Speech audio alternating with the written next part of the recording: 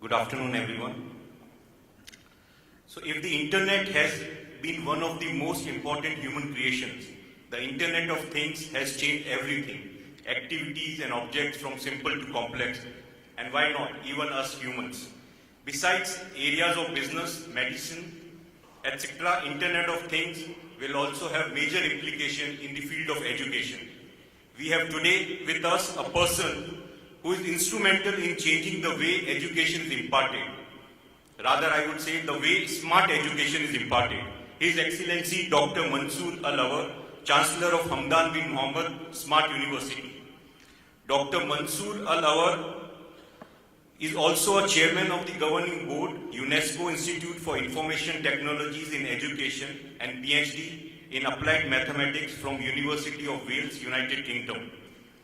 His committees and affiliations is an honorary visiting fellow in Organization and Information Management, University of Bradford, member of International Academy for Quality as Accommodation, part-time professor in graduate study at the University of Salford, United Kingdom, and a certified international assessor for European Foundation of Total Quality Management.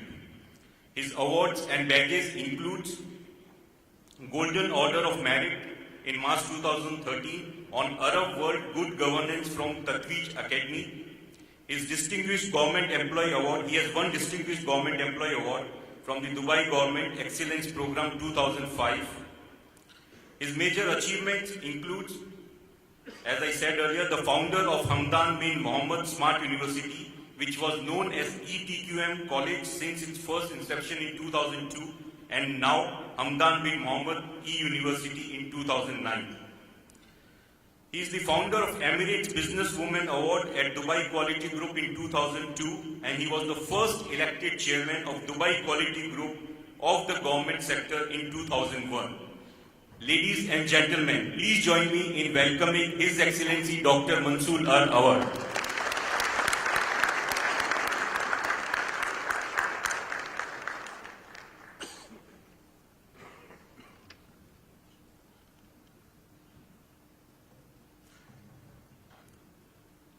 Your Excellencies, ladies and gentlemen, it gives me a great privilege to be invited to your forum, which is entitled with extraordinary leadership. My thanks goes to His Excellency Mr. Mahmoud Bangara, Your Excellency the Consul General of India and Dubai, and the honorable members of the board. And also my sincere thanks goes to Mr. Sudhir Kumar for his kind invitation. Ladies and gentlemen, before just I start with my talk, usually when I come to an event like this, I ask the organizers, can you please show me your program? And when I see speakers before me and speakers after me specifically, it reminds me with an occasion that I would like very much to share with you this afternoon that happened to me 13 years ago in 2005. I was invited, ladies and gentlemen, to a workshop in one of the Emirates outside Dubai. And that particular workshop was going to take place at 2 o'clock. Just after lunch. We all know it's kind of a graveyard slot. I arrived and it was a workshop for 1 hour and I had been paid for it. So I had to deliver. I arrived 1:45 to a room. It's supposed to accommodate almost 30 people, 30. And the entrance of the room was at the back. So I plugged in my computer and started just to wait for the audience. And 10 to 2, nobody showed up. 5 to 2, nobody showed up. 2:01, a guy with a suitcase, briefcase, just came at the back of the room and he sat at the end and I begged him to come forward. And of course, reluctantly, the gentleman moved from his back seat to the front seat. And as he touched the seat, I started to go on with my presentation. And the poor guy did not discover that he's alone in the room until I finished, and I said, "Thank you very much for your patience." And when he was giving me a big round of applause, he just moving around, seeing nobody around him. I said, "Any questions?" He said, "No, everything is clear." So I wrap up everything of mine and just take my laptop and just intended to go out. On my way out, he stopped me, says, "Dr. Mansour?" I said, "Yes." He said, "Can you wait for me for an hour?" I thought that he might need a ride to Dubai. I said, "Of course, sir, with all my pleasure, but may I know why?" He said very, very clearly and loudly, "Because I'm the next speaker after you."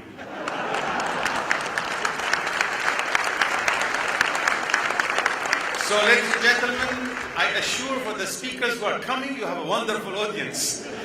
You don't have to stop me again. Thank you very much for your patience just to listen to the story. Talking about extraordinary leadership, I been studied in the United States and United Kingdom. I spent quite some time of my life outside the country. I remember those days in the States where I was going a drive-through through a bank, and which we did not have in Dubai before. It was in 80s, in mid-80s.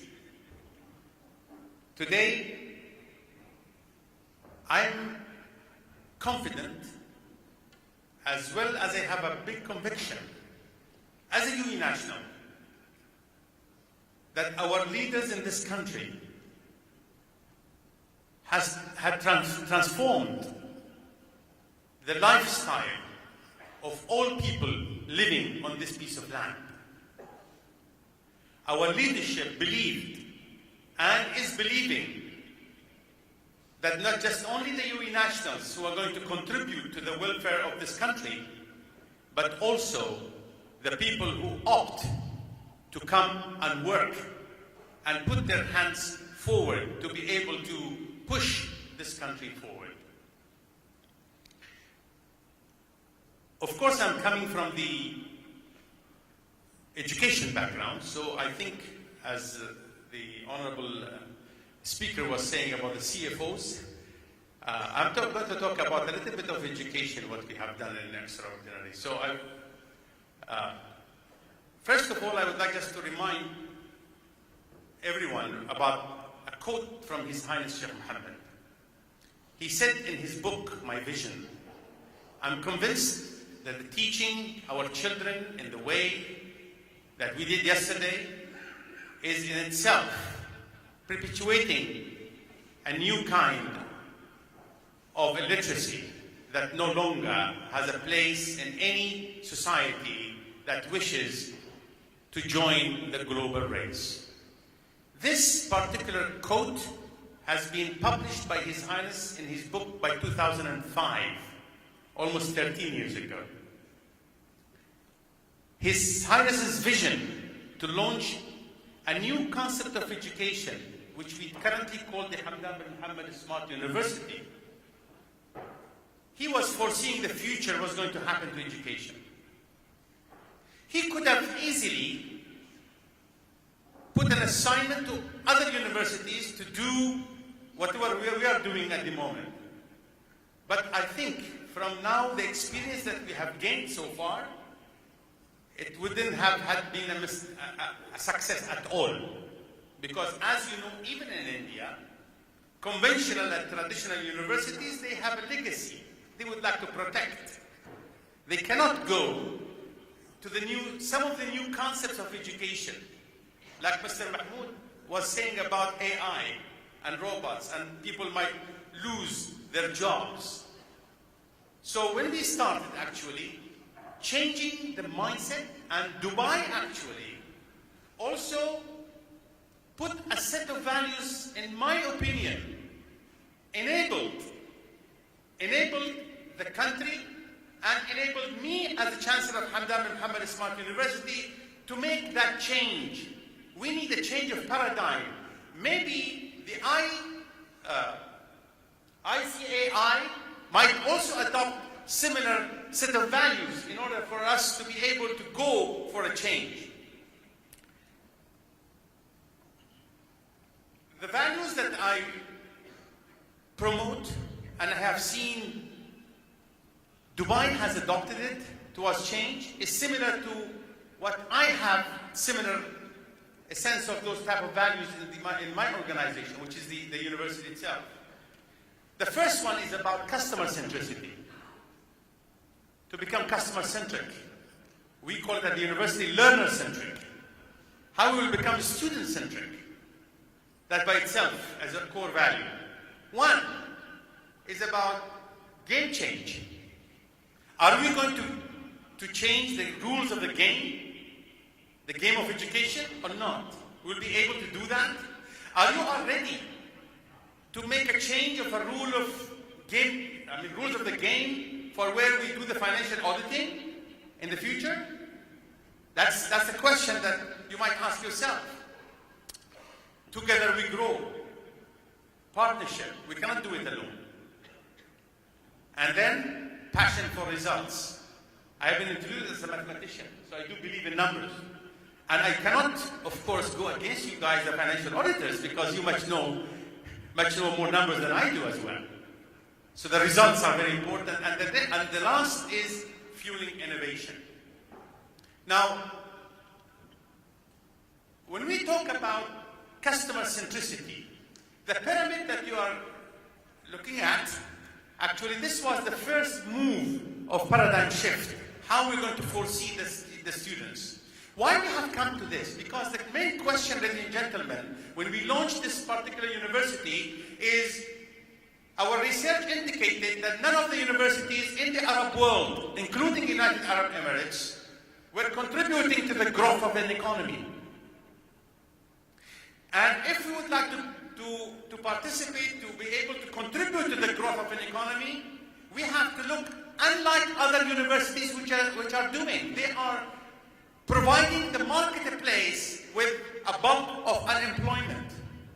And unemployment never will become a positive parameter in any growth of any economy around the world. Am I right? This is exactly what it is. So that means that we as university, as educators, we have to have a paradigm shift how we look from the university to have an impact on our society. That is why this pyramid, ladies and gentlemen, was very vital. We have 4 C's model, we call it. At the base of the pyramid, you will find the casual learners. Those who come to the university for public seminar, workshop, conference, and so on and so forth.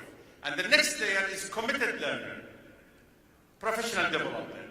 And the third layer only, which is the research-driven programs, which we talk about bachelor, master's, PhD. And the top is the executive education. Now, each dean of a school is responsible to report on 4 C's, not just only one. Look at the universities in the Arab world, look at the universities here, even the United Arab Emirates. Most of their concentration and focus is on the third layer. That is why we don't have an impact.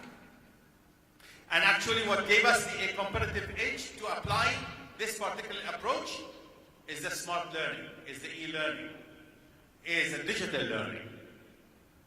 So changing the centricity that will become the core of what we are doing, the learners actually are in the driving seat, not the university.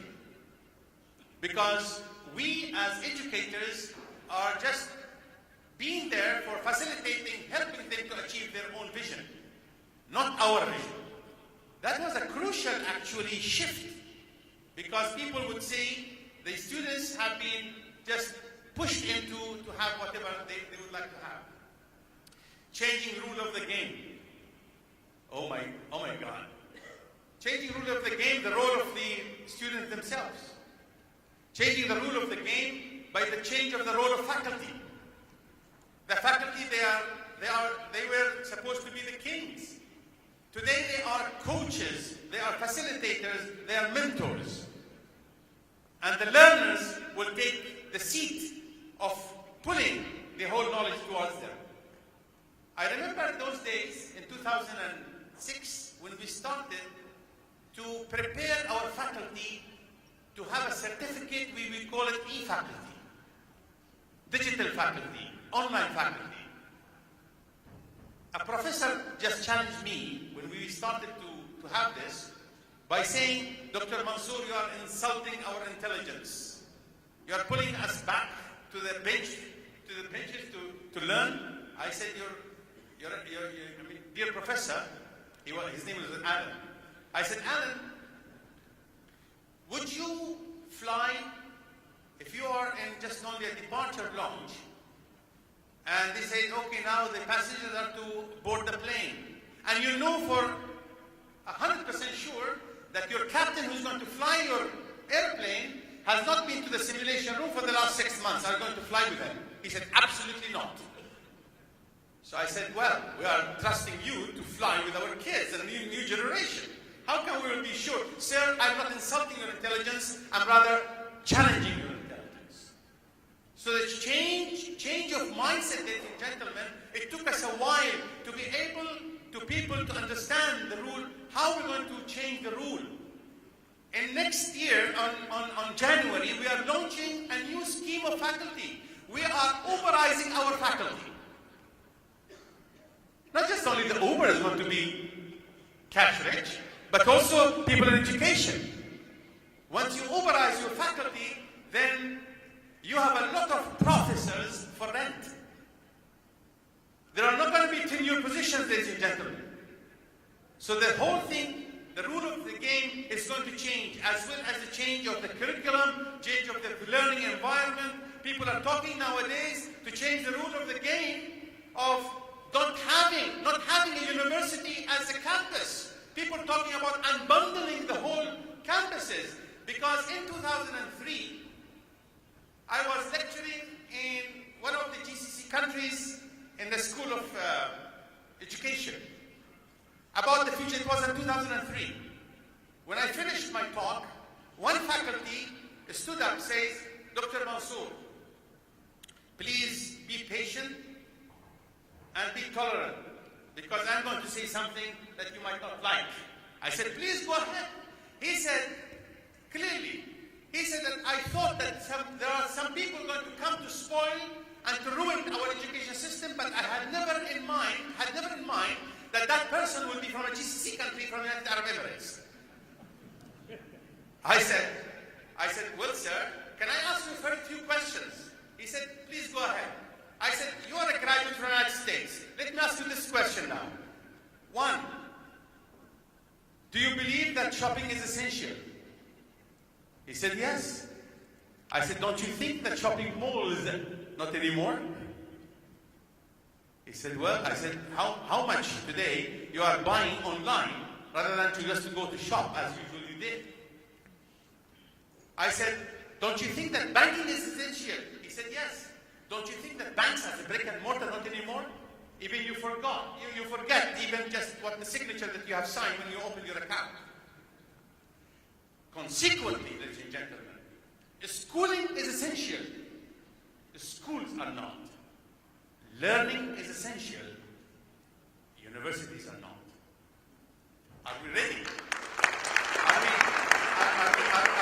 we ready to change, to accept that change of rule of the game? Well, together we grow the third value. Ladies and gentlemen, today there are no individual brands that are going to survive. In the next decade, only strong alliance they're going to be surviving. And that is why we have launched a very innovative approach of, we call it Cloud Campus. It's a social platform for people. And through this Cloud Campus, you can learn a lot of soft skills, both in Arabic and English language, and also some school content for STEM, for math and science, and chemistry, physics, and biology, plus mathematics, for the high school, K-12. people to be able to engage even the languages. So, and we have written a request to 12 coffee shops in the United Arab Emirates. The least that we had an expectation that they might respond was Starbucks. But unfortunately, from our assumption, the Starbucks was the first one and the only one who applied to join us into this partnership. Now, in 27 branches of Starbucks today, from Abu Dhabi to Fujairah, you can find, if you go to a participating coffee shop, you will get a scratch card and you might enter on Cloud Campus and do some modules, a micro-learning module, around 35 minutes, have your coffee, finish up your module, you will be texted, go to the counter and get your cappuccino free. We are saying how people will be having access to knowledge. If we're talking about the smartest, ladies and gentlemen, whatever governments, read my lips, like the senior George Bush said for the third time. If a government claims that we are smart, 3 major parameters has to be there at the same time, simultaneously. Accessibility. You have to have an access. Flexibility and affordability. Affordability is must. I am a graduate of Western countries. In the Western countries, ladies and gentlemen, they were always saying, if you think that education is expensive, try ignorance. We have changed the paradigm under which we would say to the world, ignorance, ladies and gentlemen, is expensive. Education should not be so. Changing the rule of the game again with partnership, with the Starbucks, with Philips. Just last Sunday, we launched the first campus worldwide. This is not, I'm saying the first one. Philips is saying this is the first one. About the Philips lighting, we have a smart, completely smart building that once you touch the building will talk to you using the AI. You don't need a receptionist anymore. I'm sorry about all the receptionists that might be here. But the building, when they talk to you, and guess what, ladies and gentlemen? We have not spent a single penny into this project. But an alliance of 4 companies plus HBMSU, we have done this. And we are showcasing, along with Philips, Train as a chiller for the air conditioning, or it might be somebody else, and Siemens for crunching data, and Smart Cities as a company for navigating towards the building itself. If we would have not launched this alliance of companies along with the university, we wouldn't have been a smart building whatsoever. And of course, passion for results. Ladies and gentlemen, let us put a full stop to all of our nice words and nice paragraphs which has no value in terms of implementation, in terms of achievement. The last one is fueling innovation. Only with innovation we can survive. We can have a move forward. In our university, there is a motto that we put for every staff when they enter the university. For every single faculty, either innovate or evaporate. That's something very, very important, ladies and gentlemen. Closing words of mine. I would say, ladies and gentlemen, as a conclusion, yesterday, a smart learning, it was a historical fiction. Today, it has become a fact that speaks for itself. Some people take it by choice, and others take it as they have no choice. Tomorrow, ladies and gentlemen, people will take it as the best choice. Thank you very much.